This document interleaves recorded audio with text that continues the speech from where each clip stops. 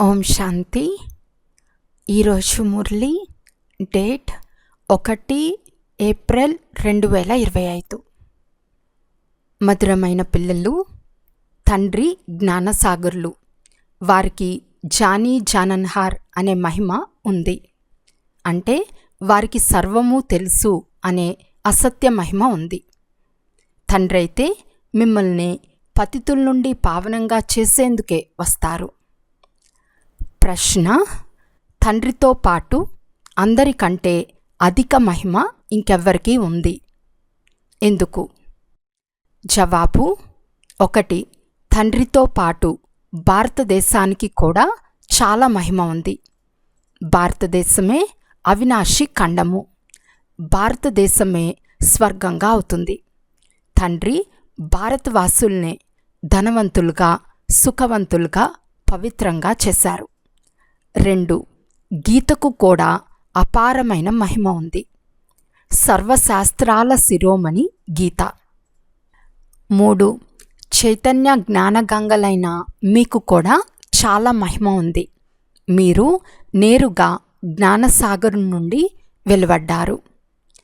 ఓం శాంతి. కొత్త పిల్లలు మరియు పాత పిల్లలందరూ ఓం శాంతి యొక్క అర్థంను తెలుసుకున్నారు. ఆత్మలమైన మనమంతా పరమాత్ముని పిల్లలమని కూడా మీరు తెలుసుకున్నారు.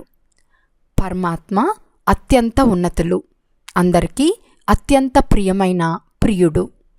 పిల్లలకు జ్ఞానము, భక్తికి గల తేడా వంటి రహస్యం అర్థం చేయించబడింది. జ్ఞానము అనగా పగలు, సత్యత్రేతాయుగాలు. భక్తి అనగా రాత్రి, ద్వాపర కలియుగాలు. ఇదంతా భారతదేశ విషయమే. మొట్టమొదట భారతవాసులైన మీరే వస్తారు. 84 జన్మల చక్రం కూడా భారతవాసులైన మీకు మాత్రమే. ఒక్క భారతదేశం మాత్రమే అవినాశి ఖండం. భారత ఖండమే స్వర్గంగా అవుతుంది. ఇతర ఖండం ఏది స్వర్గంగా అవ్వదు. నూతన ప్రపంచమైన సత్యుగంలో భారతదేశం మాత్రమే ఉంటుందని పిల్లలకు అర్థం చేయించబడింది. భారతదేశమే స్వర్గమని పిలువబడుతుంది. భారతవాసులే మళ్ళీ 84 జన్మలు తీసుకుని నరకవాసులుగా అవుతారు. మళ్ళీ వారే స్వర్గవాసులుగా అవుతారు. ఈ సమయంలో అందరూ నరకవాసులుగా ఉన్నారు. మిగిలిన అన్ని ఖండాలు వినాశనమైన భారతదేశం మాత్రం మిగులుతుంది. భారతఖండం యొక్క మహిమ అపారమైనది. భారతదేశంలోనే తండ్రి వచ్చి మీకు రాజయోగాన్ని నేర్పిస్తారు. ఇది గీతను తెలిపించు పురుషోత్తమ సంఘం యుగం. భారతదేశమే మళ్ళీ పురుషోత్తమంగా అవుతుంది. ఇప్పుడు ఆది సనాతన దేవీ దేవతా ధర్మం లేదు, రాజ్యము లేదు. అందువలన ఆ యుగం కూడా లేదు. సర్వశక్తివంతుడని ఒక్క భగవంతుని మాత్రమే అంటారని పిల్లలైన మీకు తెలుసు. భారతవాసులు వారిని అంతర్యామి అని చాలా తప్పు చేశారు. అందరి ఆంతరికం వారికి తెలుసని అంటారు. తండ్రి అంటున్నారు, నాకు ఎవరి ఆంతర్యం తెలియదు. పతితులను పావనంగా చేయటమే నా కర్తవ్యం.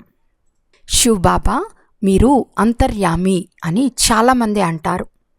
బాబా అంటున్నారు, నేను అలా లేను. నాకు ఎవరి హృదయం గురించి తెలియదు. నేను వచ్చి కేవలం పతితులను పావనంగా చేస్తాను. నన్ను పతిత ప్రపంచంలోనే పిలుస్తారు. ఎప్పుడైతే పురాతన ప్రపంచాన్ని కొత్తదిగా చేయవలసి వస్తుందో అప్పుడు ఒక్కసారి మాత్రమే వస్తాను. ఈ ప్రపంచం నూతనం నుండి పురాతనము, పురాతనం నుండి నూతనముగా ఎప్పుడవుతుందో మనుషులకు తెలియదు.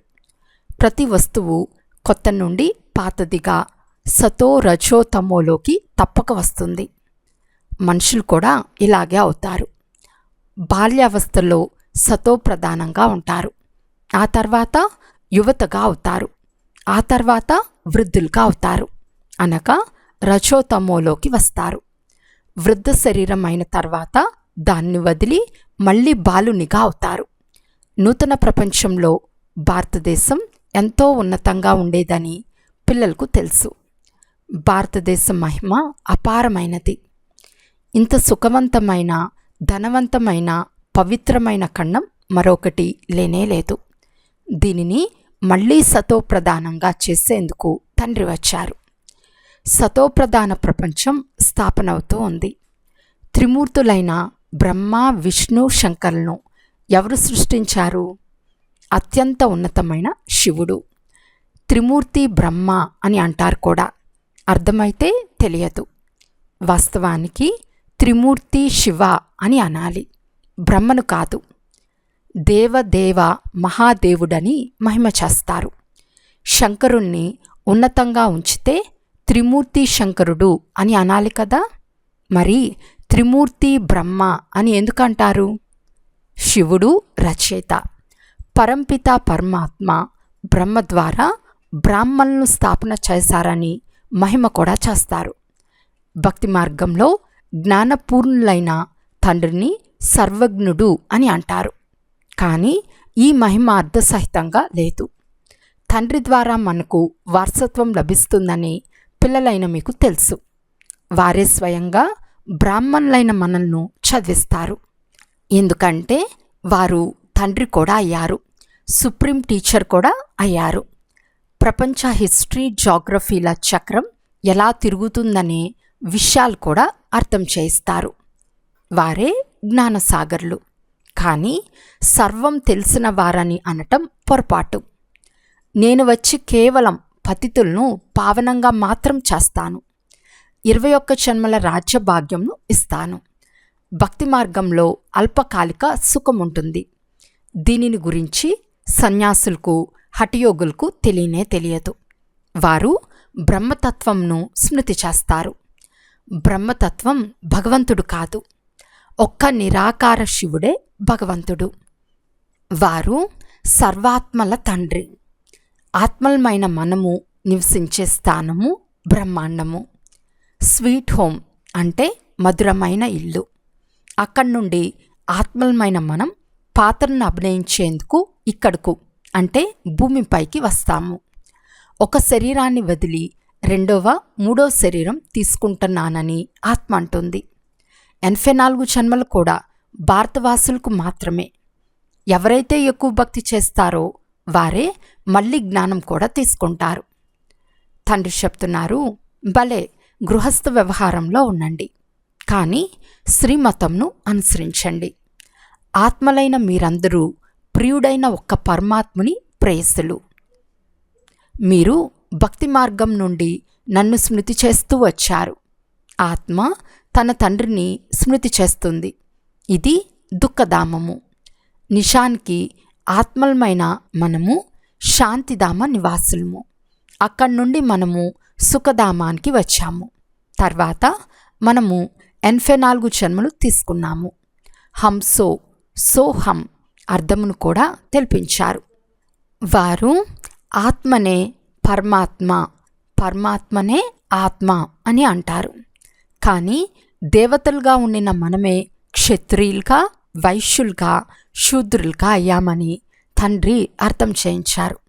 దేవతలుగా అయ్యేందుకు మనమే ఇప్పుడు బ్రాహ్మణులుగా అయ్యాము. హంసో సోహం యథార్థమైన అర్థం ఇదే. వారి అర్థం పూర్తిగా తప్పు. సత్యుగంలో ఒకే దేవీ దేవతా ధర్మం, అద్వైత ధర్మం ఉండేది. తర్వాత ఇతర ధర్మాలు వచ్చినందున అద్వైత ధర్మం ఏర్పడింది. ద్వాపరయుగం నుండి అసురీ రావణ రాజ్యం ప్రారంభమవుతుంది. సత్యుగంలో రావణ రాజ్యమే లేదు, కనుక 5 వికారాలు కూడా ఉండవు. సత్యుగంలో ఒకే దేవీ దేవతా ధర్మం ఉండేది. తర్వాత ధర్మాలు వచ్చినందున ఇతర ధర్మాలు ఏర్పడ్డాయి. ద్వాపరయుగం నుండి అసురీ రావణ రాజ్యం ప్రారంభమవుతుంది. సత్యుగంలో రావణ రాజ్యమే లేదు, కనుక 5 వికారాలు కూడా ఉండవు. వారు సంపూర్ణ నిర్వికారులు. సీతారాములను కూడా 14 కల సంపూర్ణులు అని అంటారు. రాముని చేతికి బాణం ఎందుకు ఇచ్చారో కూడా ఏ మనుషులకు తెలియదు. అక్కడ హింస చేసే ప్రసక్తే ఉండదు. మీరు ఈశ్వర్య విద్యార్థులు కనుక వీరు తండ్రే కాక మీరు విద్యార్థులైనందున టీచర్ కూడా అయ్యారు. అంతేకాక పిల్లలైన మీకు సద్గతిని ఇచ్చి స్వర్గానికి తీసుకెళ్తారు. కనుక తండ్రి, టీచర్, గురువు ముగ్గురు కూడా ఒక్కరే అయ్యారు. వారికి మీరు పిల్లలుగా అయ్యారు. కనుక మీకెంత సంతోషం ఉండాలి. మనుషులకు కొంచెం కూడా తెలియదు. ఎందుకంటే ఇది రావణ రాజ్యం కదా. ప్రతి సంవత్సరం రావణుణ్ణి తగలపెడుతూ వస్తారు. అయితే రావణుడు అంటే ఎవరో ఎవరికీ తెలియదు. ఈ రావణుడు భారతదేశానికి చాలా గొప్ప శత్రువని పిల్లలైన మీకు తెలుసు. ఈ జ్ఞానం జ్ఞానసాగరులైన తండ్రి నుండి పిల్లలైన మీకు మాత్రమే లభిస్తుంది. ఆ తండ్రే జ్ఞానసాగరుడు, ఆనందసాగరుడు. జ్ఞానసాగరు నుండి మేఘాలైన మీరు జ్ఞానాన్ని నింపుకొని అక్కడికి వెళ్ళి వర్షిస్తారు. మీరు జ్ఞానగంగలు. మహిమ మీదే. ఇప్పుడు నేను మిమ్మల్ని పావనంగా చేసేందుకే వచ్చాను. ఈ ఒక్క జన్మ పవిత్రంగా అవ్వండి. నన్ను స్మృతి చేస్తే మీరు తమో ప్రధానం నుండి సతో ప్రధానంగా అవుతారు. పతిత పావన్ను నేనే. స్మృతిని సాధ్యమైనంత పెంచండి. నోటితో శివబాబా అనటం కూడా తప్పే.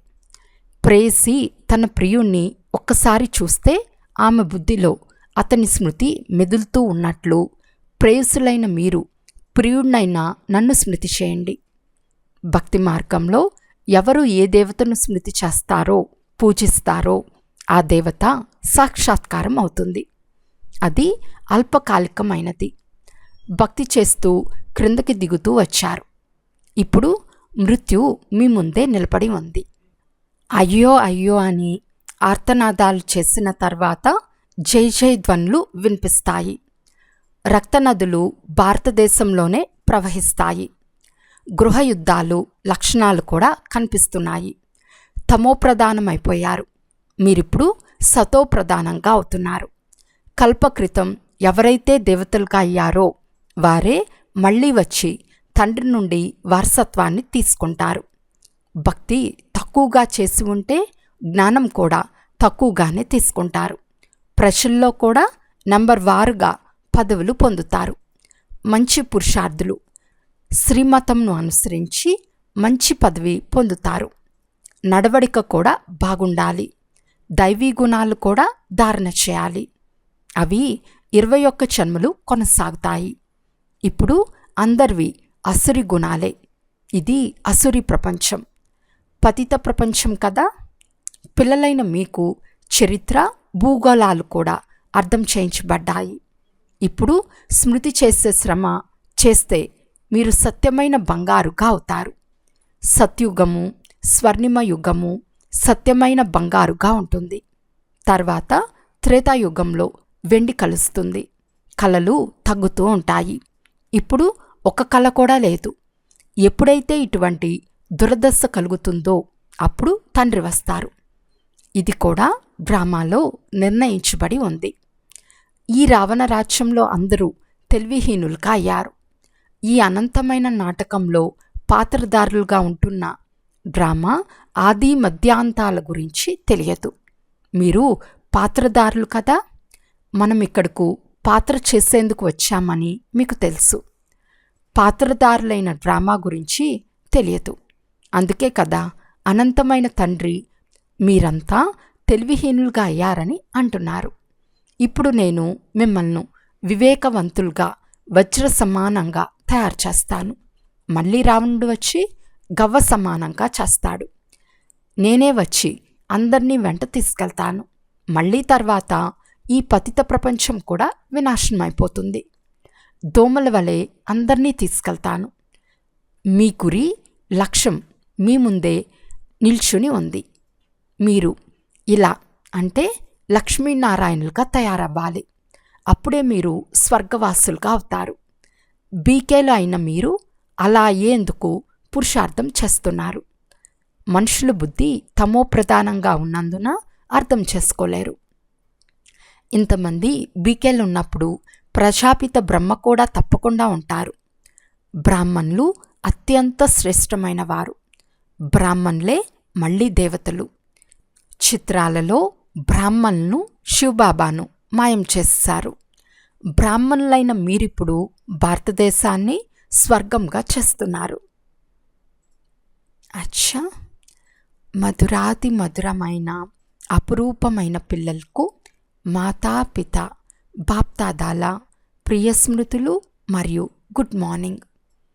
ఆత్మిక పిల్లలకు ఆత్మిక తండ్రి నమస్తే. ఆత్మిక తండ్రికి ఆత్మిక పిల్లల యొక్క ప్రియ స్మృతులు మరియు నమస్తే నమస్తే నమస్తే. ధారణ కొరకు ముఖ్య సారము. ఫస్ట్ పాయింట్, ఉన్నత పదవి పొందేందుకు శ్రీమతంను అనుసరించి మంచి మేనర్స్ ధారణ చేయాలి. సెకండ్ పాయింట్, సత్యమైన ప్రేయస్సులుగా అయ్యి ఒక్క ప్రియుణ్ణే స్మృతి చేయాలి. వీలైనంత ఎక్కువగా స్మృతి చేసే అభ్యాసాన్ని పెంచుకుంటూ ఉండాలి. ఈరోజు వరదానము.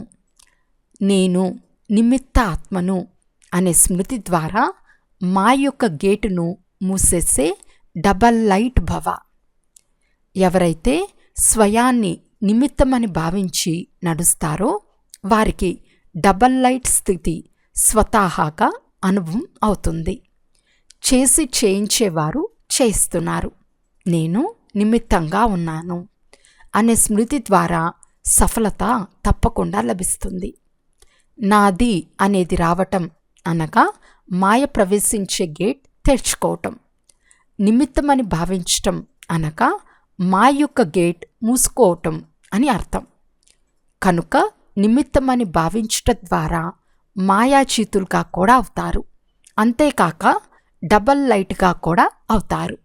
దానితో పాటు సఫలత కూడా తప్పకుండా లభిస్తుంది. ఈ స్మృతే నంబర్ 1 తీసుకునేందుకు ఆధారంగా అవుతుంది.